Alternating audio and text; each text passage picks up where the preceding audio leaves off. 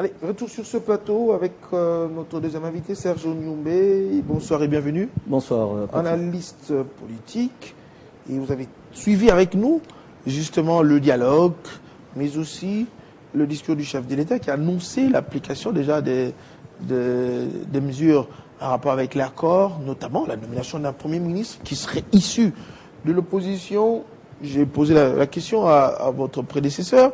De l'opposition, mais il y avait des noms qui se citaient, mais finalement, la grande surprise, il y a là qui attendait Vital Kamerhe, bien entendu, même si dans les réseaux sociaux, c'est largement commenté. J'ai entendu Vital Kamerhe dire de lui-même qu'il visait autre chose que la primature. Vous, cette nomination vous a surpris? Merci pour la question et je souhaite également une très bonne soirée à nos téléspectateurs. Cette nomination ne m'a pas surpris parce que je m'attendais à ce que nous ayons un opposant à la tête de la primature, comme cela a été annoncé par l'accord, les recommandations du dialogue. Nous avons aujourd'hui M.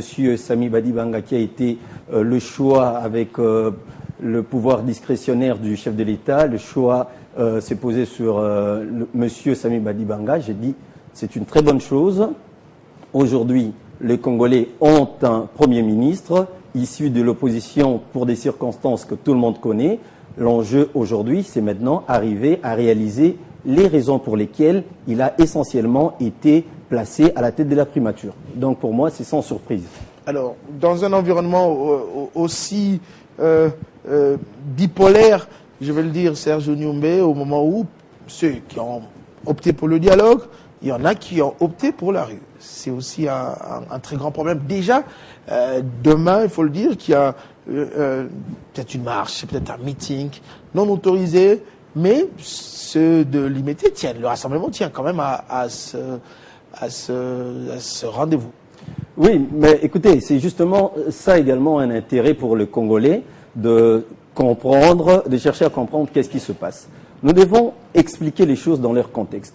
Nous nous sommes retrouvés à la veille des élections avec une situation qui ne nous permettait plus d'organiser les élections. La CENI a avancé ses raisons, la CENI a présenté auprès de la Cour constitutionnelle ses arguments, lesquels arguments ont été validés. Les acteurs politiques se sont dit qu'ils devaient se réunir pour trouver une solution à la manière la plus africaine que ce soit.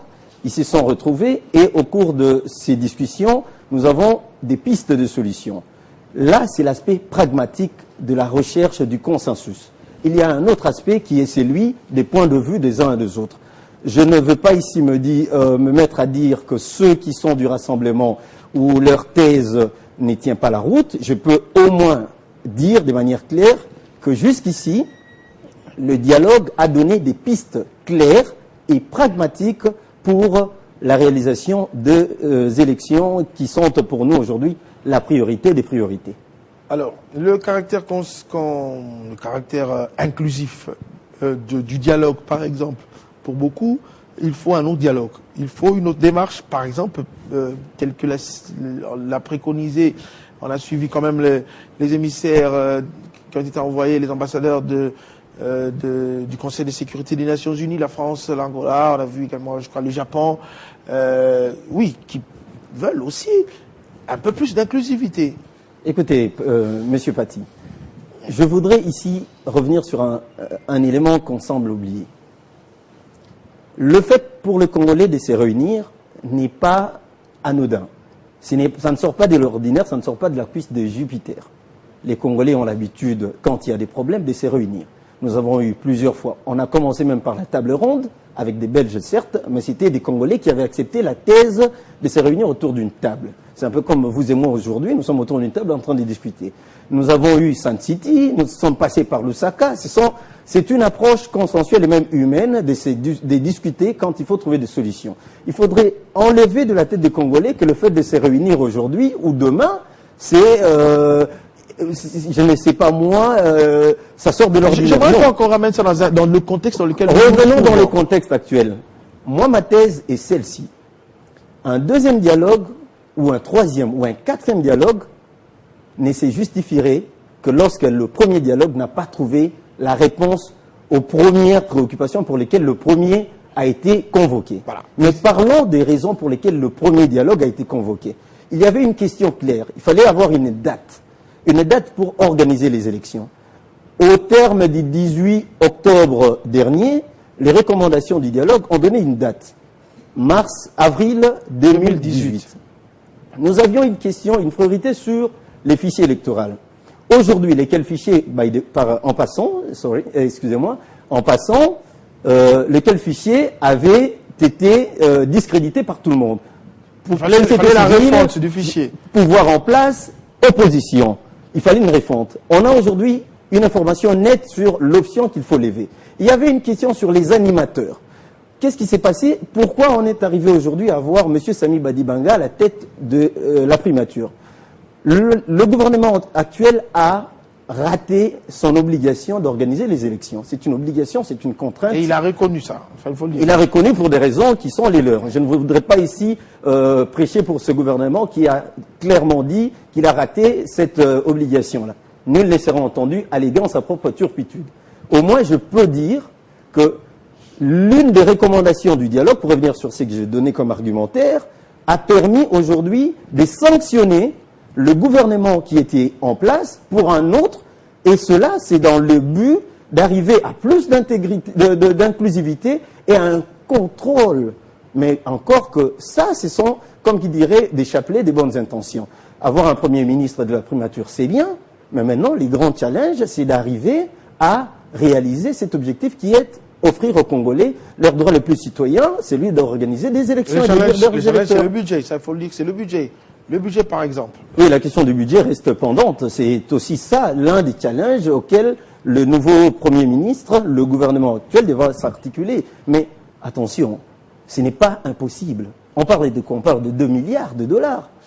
Vous savez ce que c'est que le Congo? Vous savez ce qu'on a comme réserve d'eau, vous savez ce qu'on a comme forêt à exploiter, vous savez tout ce qu'on a comme potentialité. C'est vrai que c'est pas maintenant qu'il faut réfléchir sur ça. C'est pas maintenant, les élections, ça se prépare. Écoutez, ça aussi une faille. Écoutez, nous devons nous regarder en face. Le problème, c'est lorsqu'on se regarde et on fait l'autruche.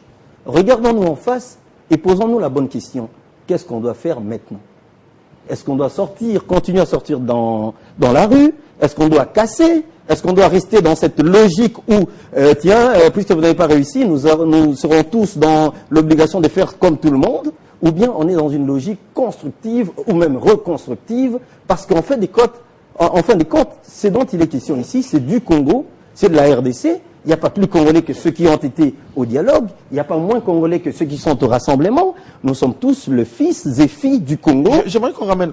Vous avez parlé de ceux qui sont Congolais parce qu'ils ont été au dialogue et ceux qui sont restés à l'extérieur. Vous avez parlé disons, les préoccupations qui ont été déjà balayées lors du premier dialogue, qu'il ne faut plus un deuxième dialogue. Mais aujourd'hui, nous sommes face à deux tendances carrément, diamétralement opposées. On va terminer peut-être par là, Serge Nyumbe. Ceux qui en préparent au dialogue, avec les résolutions qui sont sorties, et ceux qui, demain, disons le 19 novembre, c'est demain, vont organiser un meeting, qui vont aussi peut-être le 19 décembre, qui suppose être la fin du mandat du chef de l'État, qui vont peut-être aussi organiser des manifestations. Il faudra peut-être dire un mot par rapport à ça, au regard de cette résolution ou des retombées du dialogue. Bon, écoutez, en communication politique, il y a les expressions de la communication politique. Il y a les manifestations, il y a les meetings, il y a des réunions populaires. Ce sont des éléments, des indicateurs ou les éléments qui constituent la communication politique. Mais restons toujours, comme vous le dites très bien, dans les contextes RD congolais. Nous sommes en pleine crise. Nous avons tous été témoins ici en RDC de ce qui s'est passé les 19 et le 20 septembre dernier. Nous savons tous ce qui s'est passé les jours qui ont suivi dans le même cadre d'idées. Okay. L'autorité en place, qui est pour les cas d'espèce la municipalité, l'hôtel de ville, le gouvernorat, a justifié les raisons pour lesquelles il a interdit toute manifestation politique, publique et politique, dans le raison qu'il a avancé. Je ne veux pas ici dire qu'il a raison ou pas.